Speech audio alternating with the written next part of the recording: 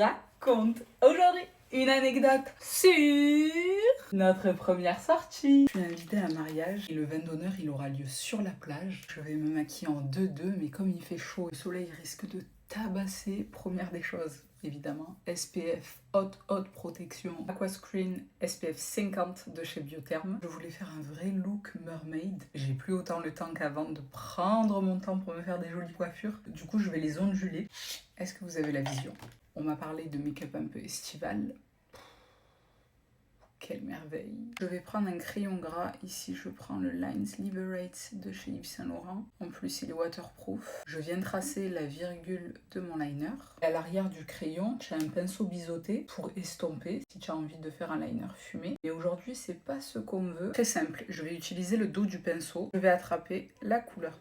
Oh, il y en a un qui s'est réveillé de la sieste. Venir mettre la paillette par-dessus. Ça nous donne une espèce de liner paillette. Oh, j'aime beaucoup. Le fait d'avoir mis le crayon gras juste avant, ça permet non seulement de faire ressortir le pigment du fard à paupières, mais en plus de ça, ça lui permet d'accrocher. J'attrape ensuite le foncé, mes couleurs mat. Je viens dans le coin interne. Le poil le plus long au niveau des cils, le poil le plus court au niveau de mon coin interne. Ensuite, la star du make-up. Je viens faire la jonction entre le mat et le irisé. Tout de suite, ça apporte une plus-value à ton make-up. Dommage que Yves Saint Laurent n'ait pas sorti le mascara en bleu turquoise, la bleu canard, que j'aurais pris un malin plaisir à le mettre. Mais là, pour changer, on va mettre un peu de marron. Vous savez quoi, finalement, avec la tenue que je porte, je crois que j'ai envie d'en mettre un peu partout. Ça fera beaucoup mieux. Ah ouais, je préfère.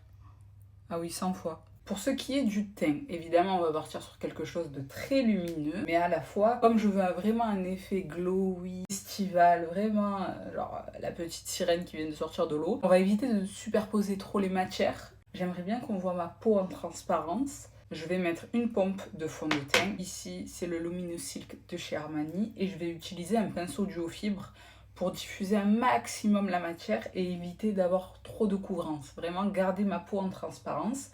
Et je vais condenser la matière uniquement au niveau du centre de mon visage. Je vais quand même mettre un peu d'anti-cerne. J'ai reçu les nouveautés de chez Lancôme. C'est des blushs teintés au format gelé. Ouh. Ok, attention à la pigmentation. Oh, ça sent bon. Vous savez ce que ça sent? Attendez, je vais vous trouver ce que ça sent. Ah, je sais ce que ça sent. J'ai un peu peur. On va voir si ça fait déplacer le fond de teint en dessous. Bon, après, j'en ai pas mis beaucoup. Faudrait que je reteste aussi quand je fais un full face. Alors attendez, je vais estomper l'anti-cerne et on va tester ça ensemble. En crash test, on verra ça tous ensemble directement. Je vais vraiment finir par croire qu'il est jaloux quand je filme. Et c'est pour ça qu'il veut être collé à moi. Je vais en mettre un peu. Et là que j'ai estompé l'anti-cerne, on va voir si ça déplace mon make-up ou pas. Non. Ça fait un effet glass skin par contre, j'aime trop. Oh là là.